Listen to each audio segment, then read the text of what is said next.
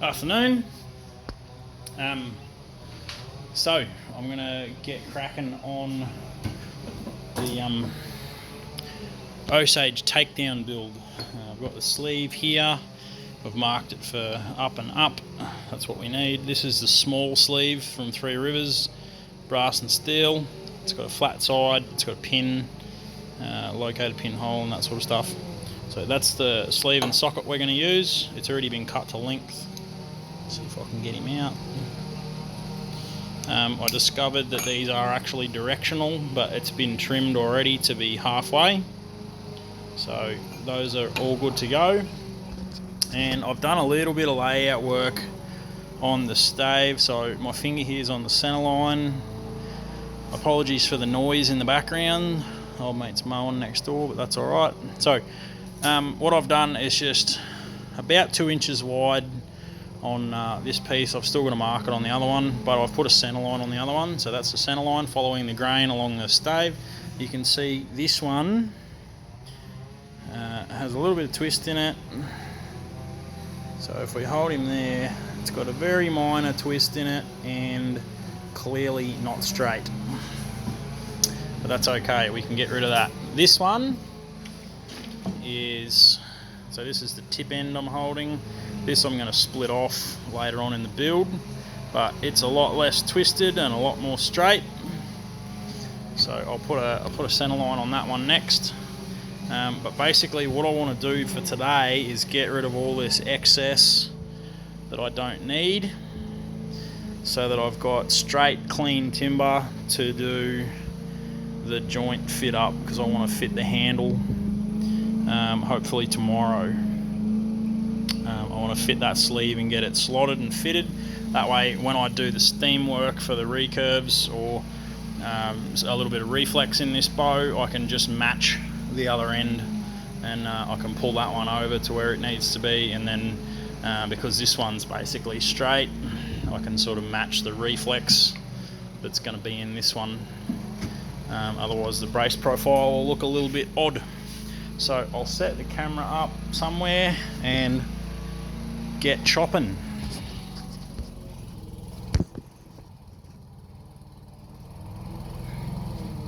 See how we go over here. For camera. Don't know how that's going to go, but we'll give it a shot. Just so you guys can see. I'll start taking wood off. No, nothing wants to sit for me. Try that. What can we see there? That's probably pretty good. You'll be able to see me chopping there. Alright.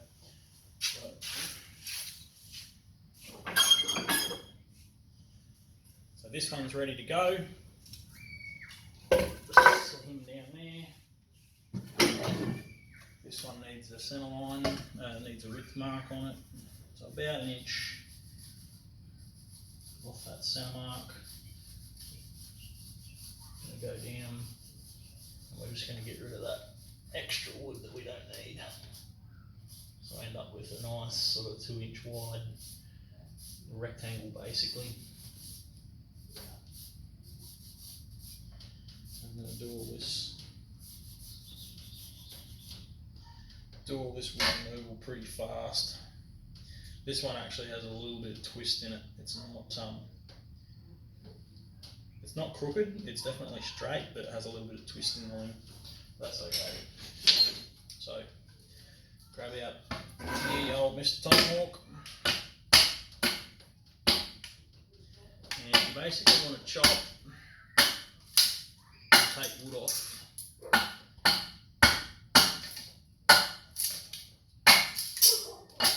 90 degrees to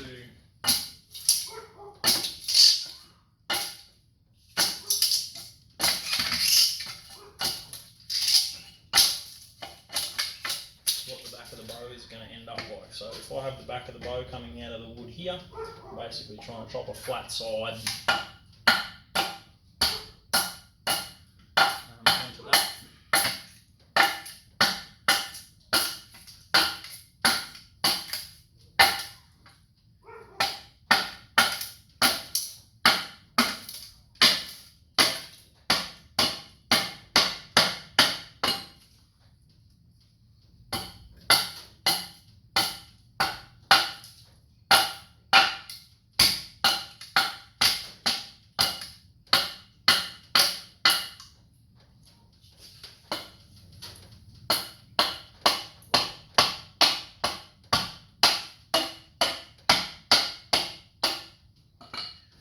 Just here, the sapwood looks really thick. It's just because the log diameter is what it is. It makes the sapwood look really thick, but there's actually only about a 1/4 inch, maybe just over a 1/4 inch of sapwood on this log, which is pretty good.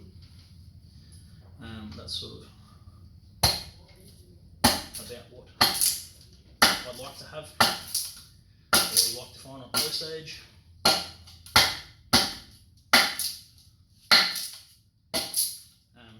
This log is very, very old. Very, very, very old piece. So it's very hard. It's got a few little bugs in through the sapwood. So I will actually be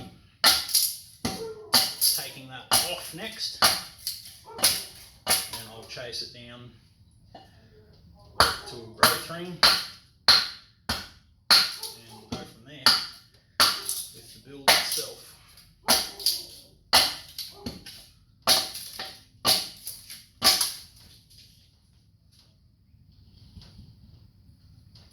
So just working him down.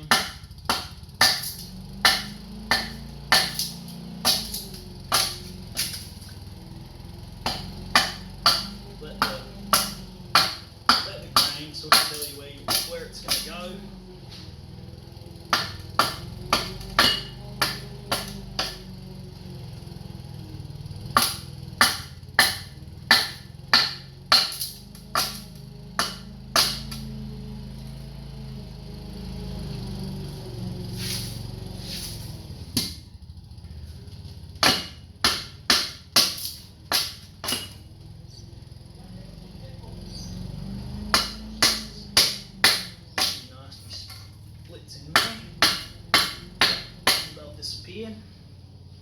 Once we get the log down to what I need, that will all be out of the stove.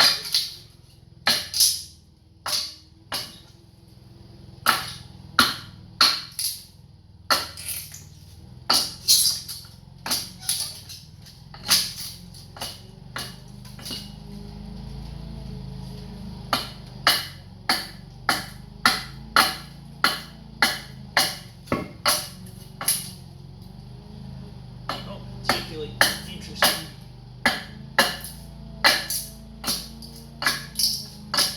Part building this on just yet, but we'll get into some more interesting stuff shortly.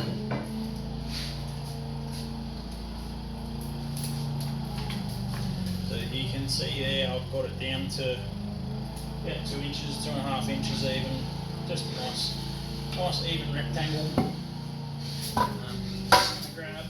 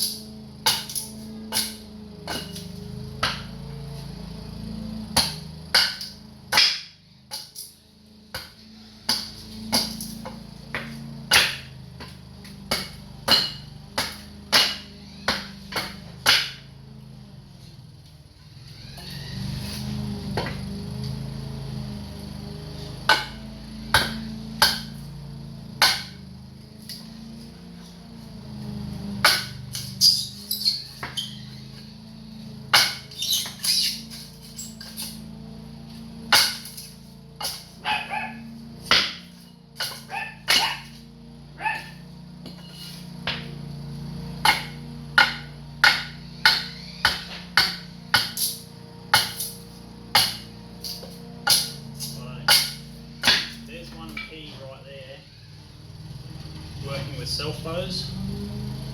So I'll be using a blade tool. Hey. Okay. Using a blade tool, so it's actually followed the grain around that knot, and it'll leave that knot actually a little bit wide, which is what I want for now. And then I can slowly bring the bow limb in closer to the knot when I do some more refined shaping a bit later.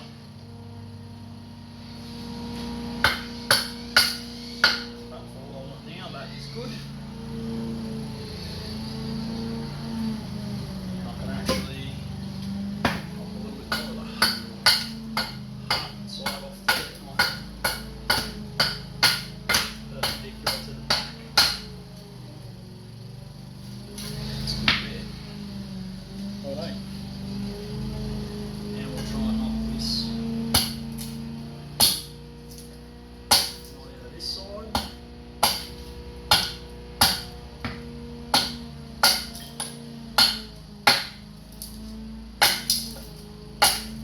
That'll well and truly disappear.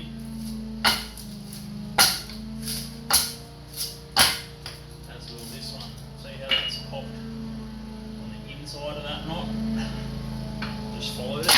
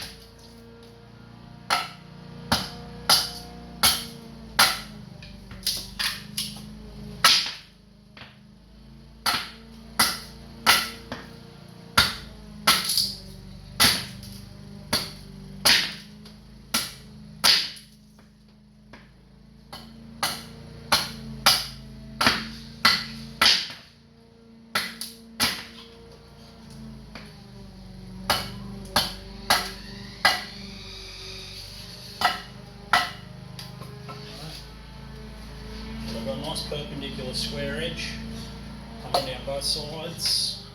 And after I chase a ring, that's when I'll go to marking the profile. Yeah.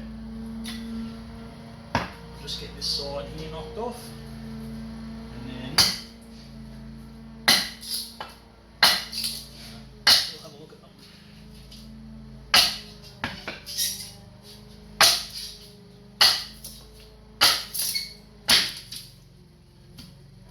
So you can see again, starting to hit up here, it's followed that knot around and left it over wide, which is the advantage of using bladed tools over a rasp on self bows, is the tool will follow the grain and progress splits how you need it to. So there's both billets. I'll just put them down and grab the camera.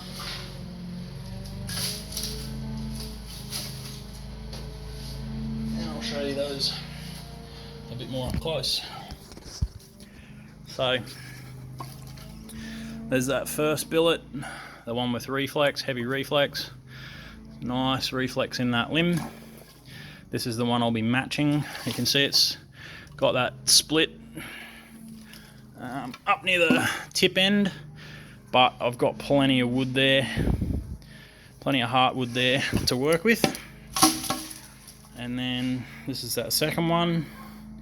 Not as much heartwood to work with in this one, especially down near the handle, but still good thickness. I'll just have to correct that alignment, and then also put the reflex in that we want.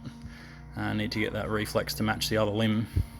So next stage of building this bow is going to be taking this sapwood off. I don't think there's any spots in this limb, but there's definitely some some tracks in this limb that need to be gotten rid of. There's a good one up there. So some bugs have got into it. Always happens with Osage, they get into the sap. Don't generally tend to get into the heartwood, but it can sometimes. But there, see, that one's nice and deep into the sapwood. So we'll get rid of that, take all that sapwood off, that's the next step. And then I'll go into actually chasing a ring. Sort of cut this end grain a little bit, or file this end grain, and see which ring I want to use. On the back, may even chase down 2 rings to get to this big ring here. It's nice and thick, it'll make a lovely backing. On this billet, I'm a little bit more limited with depth because of the joint, so I'll probably have to use one right up close to underneath the sapwood, but we'll see when I get the ends cut off and cleaned up. So I'll set up that stage in another video, but cheers for watching. So thanks everybody for having a look. Got me sweating doing that stuff. It's always fun. Cheers for watching the progression of this bow. Please give the channel a bit of a like if you want to see the rest of the build. And we'll continue on tomorrow. I'll get another video done. In the next, I'll get in the next video. We'll get that back chased up and keep going. And then it'll be on to fitting the handle piece. So enjoy, and as always, straight shooting.